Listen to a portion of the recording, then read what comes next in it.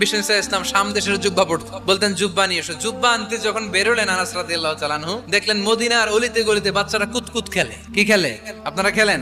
তো এই খেলা দেখে আনাস রাদিয়াল্লাহু তাআলা আনহু ভুলে গেলেন যে বিশ্বনবীর জামা আনতে হবে। উনি ভুলে যে উনিও দাঁড়িয়ে খেলা দেখতে শুরু করলেন। এখন ঘন্টার পর ঘন্টা যায়, আনাসও আসে না, জামাও আসে না। বিশ্বনবী ভাবলেন, হায় রে, আনাস মনে হয় ভুলে গিয়েছে, কি আর করা যাই, নিজের জামা নিজেই নিয়ে আসি। বিশ্বনবী বের হলেন জামা আনতে, বের হয়েই দেখে মদিনার গলিতে বাচ্চারা খেলতেছে, ওইদিকে আনাস রাদিয়াল্লাহু আনহু দাঁড়ানো। বিষ্ণু ইসলাম কিছু বললেন না, যে উনিও আনাস রাদিয়াল্লাহু তাআলা আনহুর পাশে দাঁড়িয়ে খেলা দেখতে আরম্ভ করলেন। সাইয়েদনা আনাস খেলা দেখতে দেখতে দেখতে দেখতে দেখতে দেখতে হঠাৎ বিশ্বনবীর দিকে চোখ পড়ে গেছে। বিশ্বনবীর চোখের দিকে যখন সাইয়েদনা আনাস রাদিয়াল্লাহু তাআলা আনহুর চোখ পড়ে গেছে, সাইয়েদনা আনাস বলে, আমার কলিজাটা এখান থেকে এদিকে চলে আসছে ভয়ে।